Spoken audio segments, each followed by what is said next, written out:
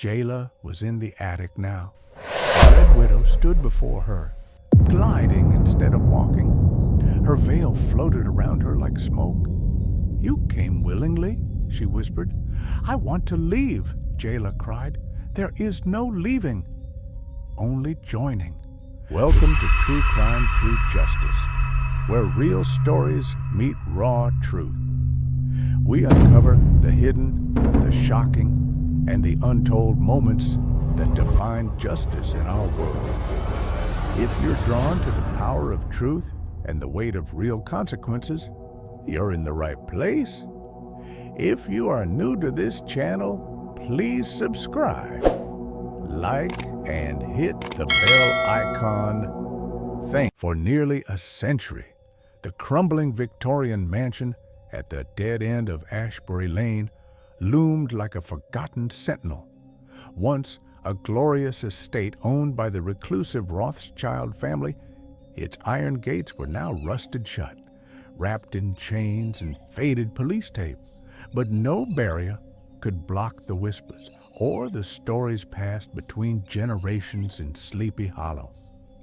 They said the house was cursed, that it lured the curious and the brave, the foolish and the lost.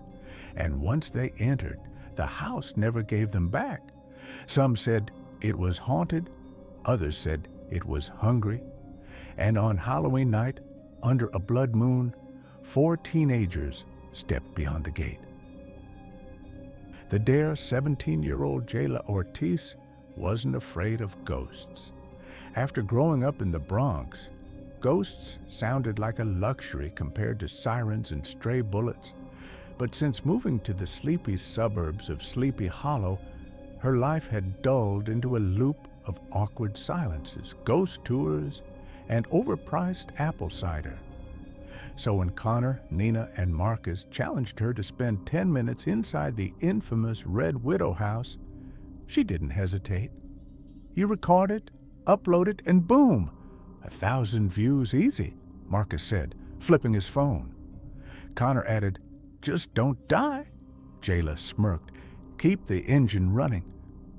It was 11:47 p.m. when she stepped through the broken gate, flashlight in hand, GoPro strapped to her chest. The port sagged beneath her weight. The front door, once majestic oak, had rotted into splinters. She pushed it open slowly. The hinges groaned like a warning.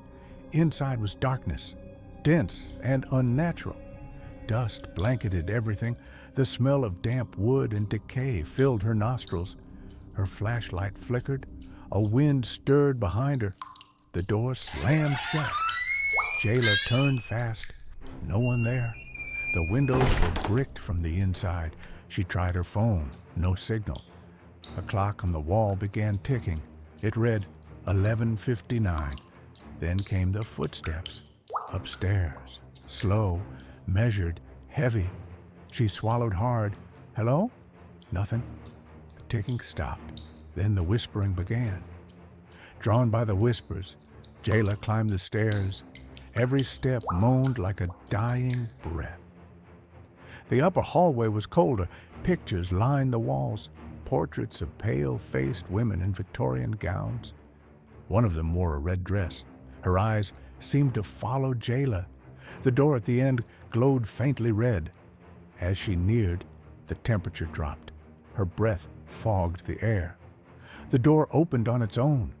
Inside was the infamous Red Room.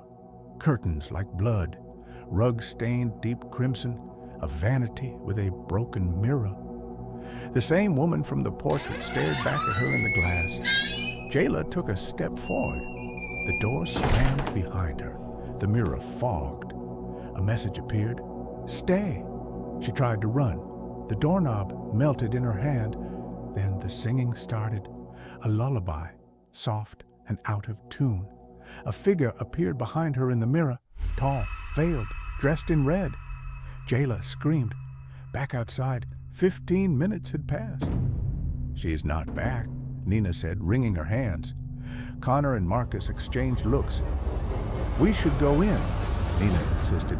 "That house eats people," Marcus said. We call the cops." Connor shook his head.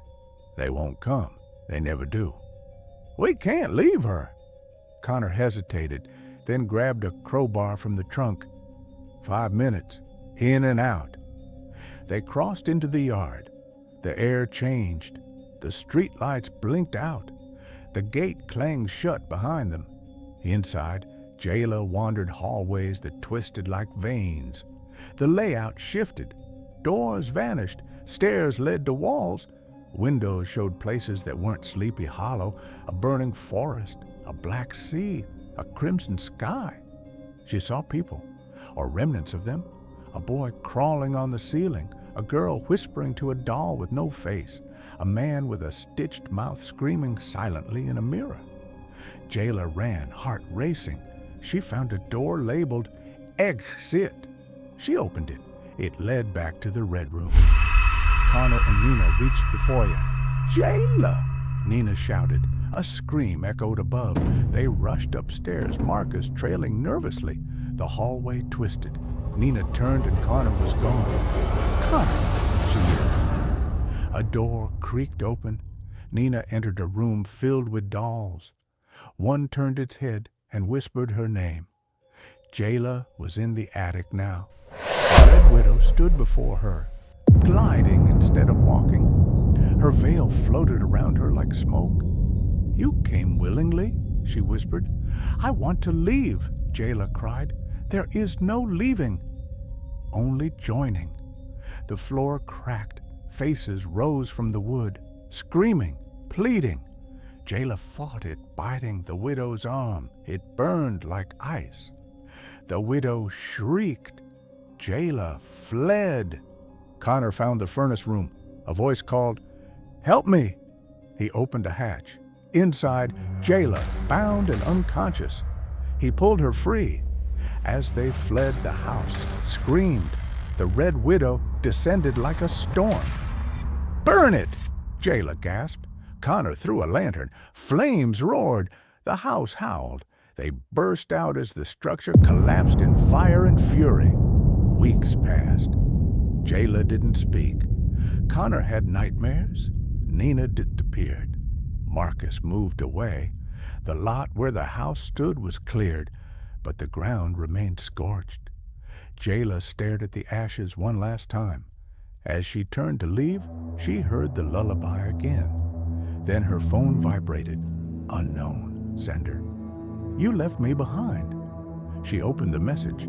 A photo of the red room, fresh, unburned. In the mirror, her reflection. And behind her, the Red Widow.